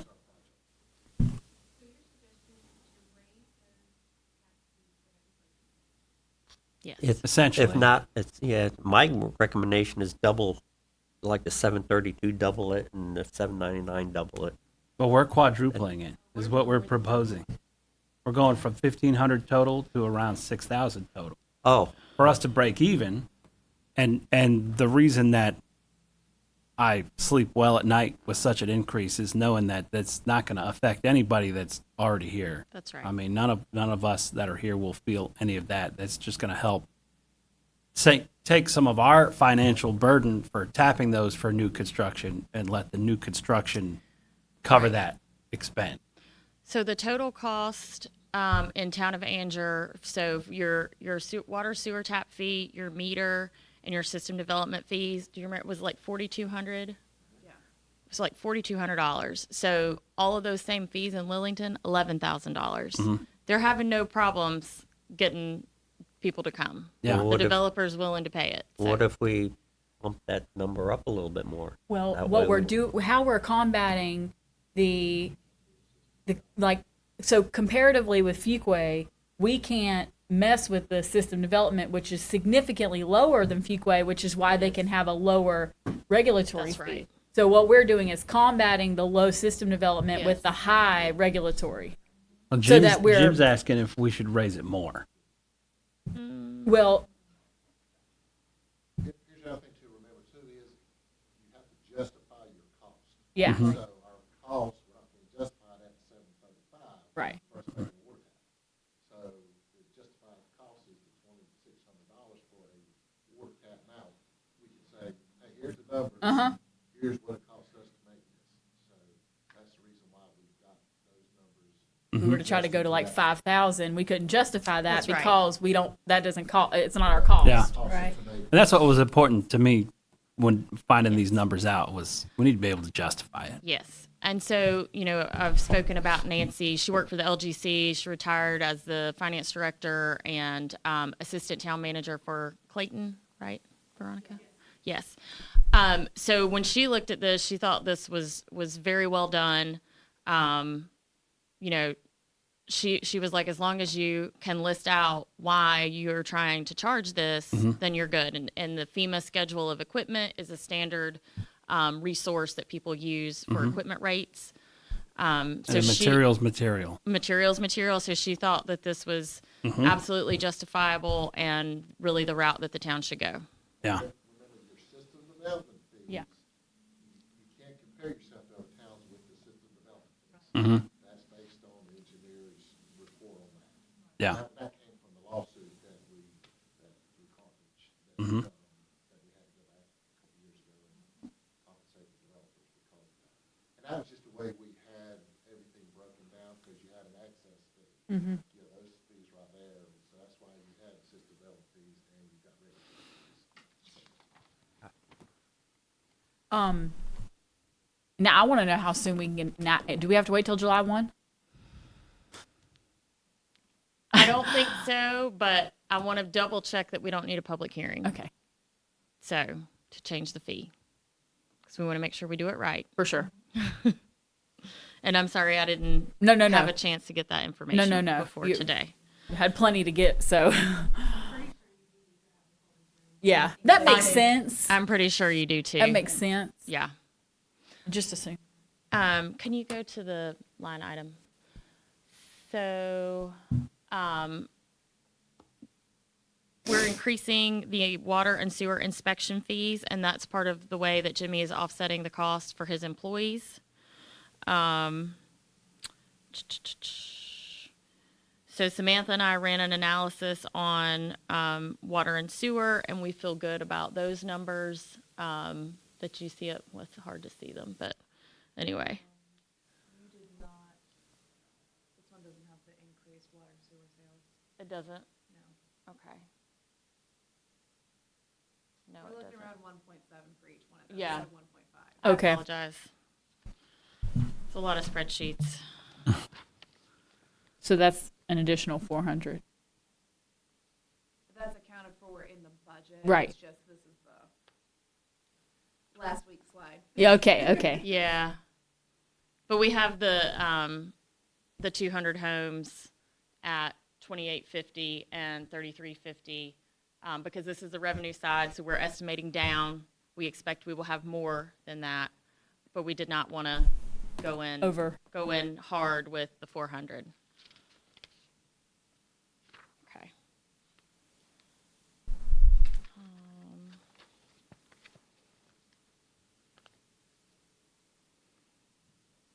Which one are you on? No, it's okay. I hate double. I don't like flipping it, but that's okay. So like our contract services, Tyler Neptune is who reads the meters. That's the software to read the meters. Not a significant increase from the previous year. Again, we've got the $60K for the excavator. We're planning to replace water lines. We've got water tank maintenance. And we can go on to the sewer.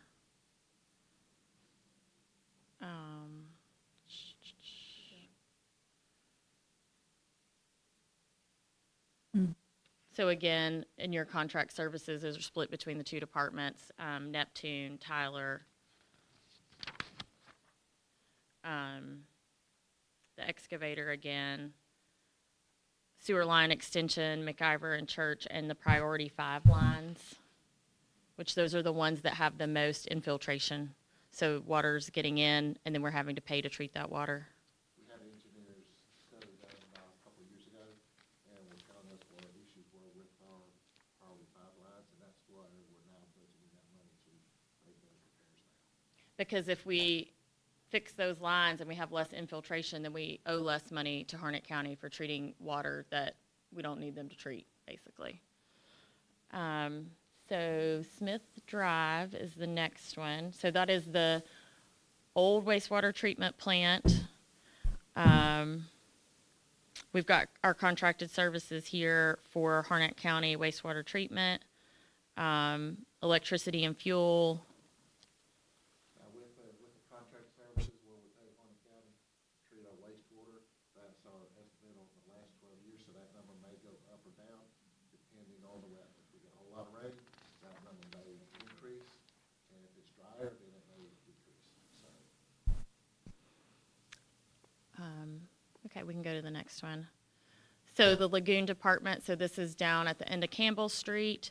Of course, we've got to keep our generators running, purchase the chemicals, materials, and supplies. Capital outlay, we have $50,000 for decommission of the spray fields. That's an important component to your park. So we have to go through that process, and Brandon's been in contact with the state, and so we're trying to find out what all measures we're going to have to take to do that.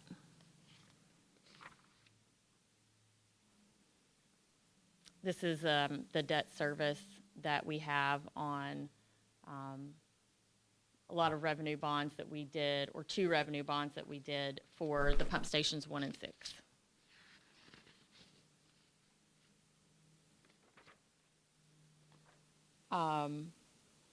And so, and we had a little extra.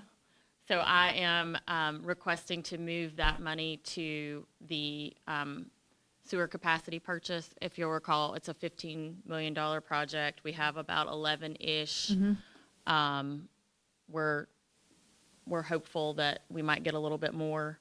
And then we're just planning for that. And Jimmy, do we know how long that project is? It's probably a 2-year project. Wastewater treatment. Yeah. So we don't have to budget it all. It will have a budget, with the ARPA funds. We'll need to account for that. But we're just still finalizing some numbers.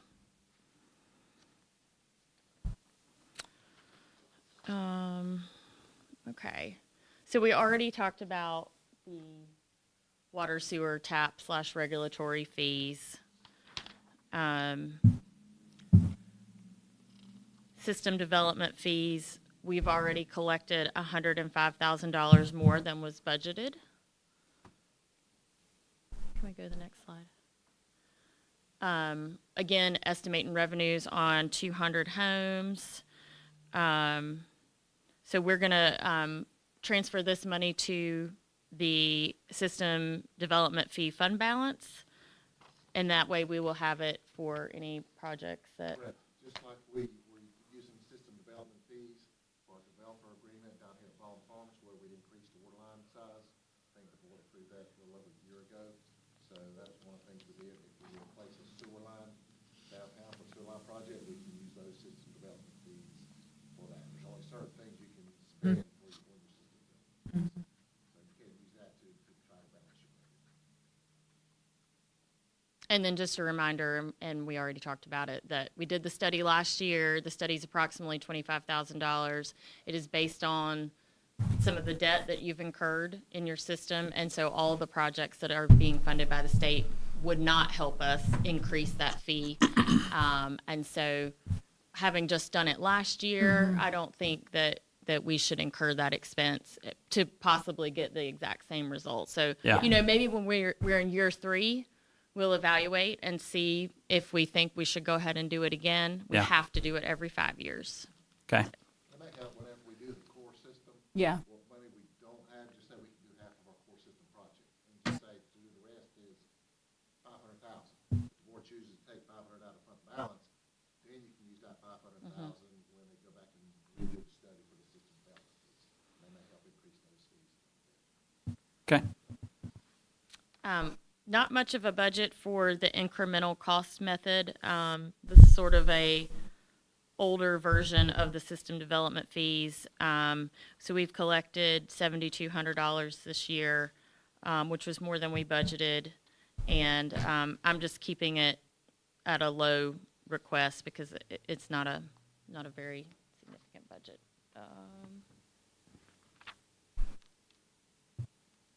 Sorry, it's the next slide. I jumped ahead. So go ahead and go to the next slide. There we go. So it was budgeted for $3,600 this year, and we've collected $7,500. So I just wanted to model sort of what Richard was thinking and just keep that number low. And it's not a super significant number. Okay, we'll go on to PAL bill. So PAL bill is funding that we receive from the state to pave our roads and to do some sidewalk improvements. They don't send us very much money, like about $180,000 a year. And if you've ever paved a road, you'll know that that doesn't pave a whole lot of roads. But Jimmy, every year, he basically has a rotation of every 2 years. We build up the fund balance, and then we transfer it out to do some paving projects. And that is the case for this year. So we have your revenues from vehicle licenses. We are estimating $180,000 from the state, and then we'd like to appropriate $105,000 out of our PAL bill fund balance, which is $282 right now. The state doesn't like for you to accumulate too much money in that fund balance, because if they see that you're not using it, then there's a question of why aren't you using the fund balance money. So that budget is $308,600.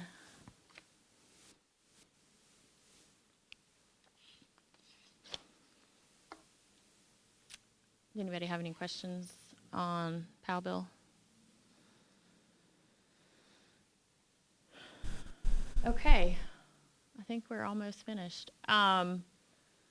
We spoke a little bit about these fees the last time I was before you. I'd like to propose a road closure fee of $500. That's because we have Public Works to go out and take barricades. We have police out there. I do feel that, sometimes people sort of wait to the last minute. They don't have any skin in the game. It's just like, oh, I want to do this. And, to Chrissy's point, what other town in the Triangle can you have a road closed down for a whole day for $200 Or 3. or 3? So is this per day or per event? That's a good question. That is a good question. Yeah. I do it per day. Per day. Per day. Per All day. right. Let me write. Per day per road or per day all roads? I think all roads. I per guess it day. would be per day with the event exclusive. Yeah, and then it'd be up to us to allow however much road they want to close. Yeah. in each That's case. right. That's right. Parks and recreation fee, I think everyone seemed good with that the last time we met. We're doubling it. Most of our peer communities are $500, but they don't have the parks needs that we have. And going forward, as we talked about in the strategic plan, we can have somebody to commission a study for us to say what we should be charging. So we're also going to change the payment in lieu of open space. This is something that the developer can choose to do. So we have a requirement in our ordinance for a certain percentage of open space. If they do not want to do that, then they can pay this fee. This has not really come up, but it is an option that we have. And so I think it's good to be the same across the board for those 2 fees. We will have a fee schedule before you. Everyone's still kind of gathering the data and refining that. So that is all I have for you. And I will take questions or comments or concerns.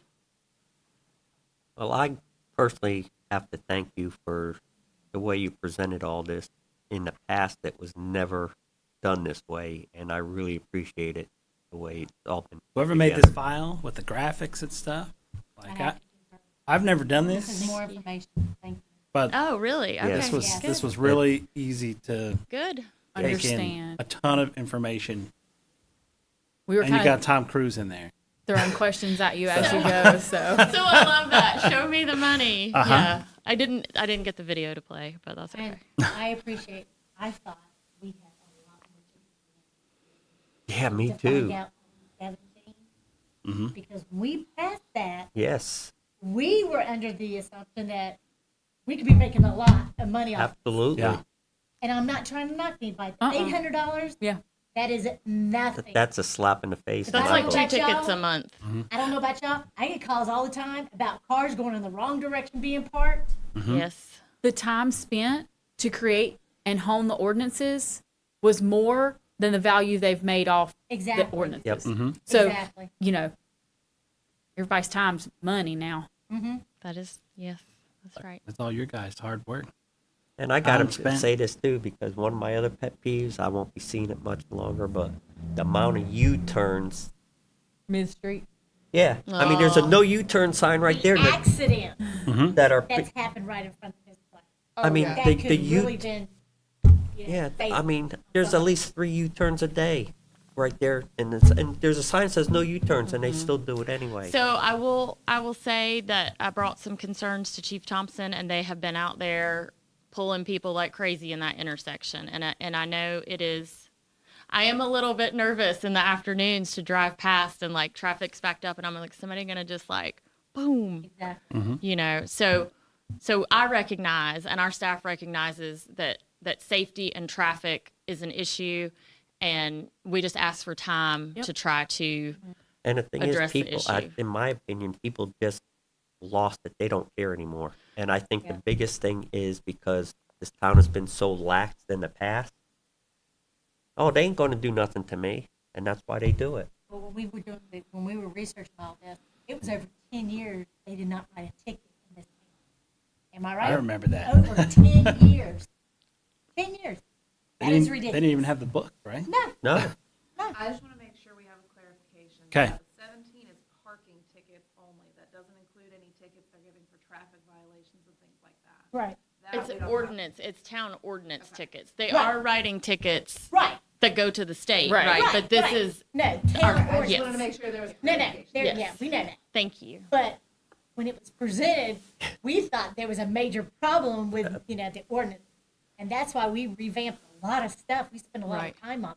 Yes, So that's a lot to of find work. out only 17, Right. you know. Hey. Onward Hey. and upward. I was gonna say That's there's right. only one place to go from here. That's right. That's Up, right. y'all. Yeah. With fees and everything. Yeah. Well, and like we said before, we don't necessarily want to be the cheapest town to do business in, right? Particularly, we want to be mindful about the developments that are coming here, and we, you know, want to make sure that we're getting high quality developments. And Jeff is going to speak to some of that on next Tuesday. Yeah. Not next Tuesday. A week. Yeah, May 7th. Yes. But we don't need to be putting the burden No, they shouldn't suffer from No. the Right. growth. We need to, I think Right. we're on the right track to transfer some burden. Don't raise the fees, we are putting the burden back on the residents. on. because Exactly. they're not getting the benefit of the town, Yeah. Right. making the money and being able to invest In the services and absolutely. Exactly. Especially if we're just talking about breaking even on tap fees. Yeah. I mean, somebody's paying for that gap, Yes. and it shouldn't be the people. That's right. You did it. All y'all. Well, all of them, yeah. Yeah. Yes. All of them Yes, did. I want to thank my Does all that the sound department hard, heads redneck? and everybody that's worked really, everyone's worked really hard. And I appreciate your patience with me, my first budget here. And I've recognized some things that we can do differently next year to hope make it maybe a little more smooth. And yeah, That's right. I And think I you guys just- did a great job. Sorry, I just want to touch on Chrissy one more time. I am not at all like against what she's done or what she's doing. I think my questions for me are so I know what I should be looking for. I think just for myself Right. to understand what are we supposed to expect from her. And I think she needs maybe a better I understanding need a better of understanding. what Yeah. is expected of her because she Right. can't produce what she's not That's right. really Because told to do. That's been the whole problem with that position. For years. Yeah. It's never been really clarified. What we expect, your expectations. Right. And I think that she deserves that. She does. Yeah. They have changed Yeah. many times. Yes. Yeah. It's hard to hit a It's moving never target. been Well, It's never, the job description has never been consistent at all. Yeah. Exactly. Right. And economic is bringing, you know, Right. Yes. Right.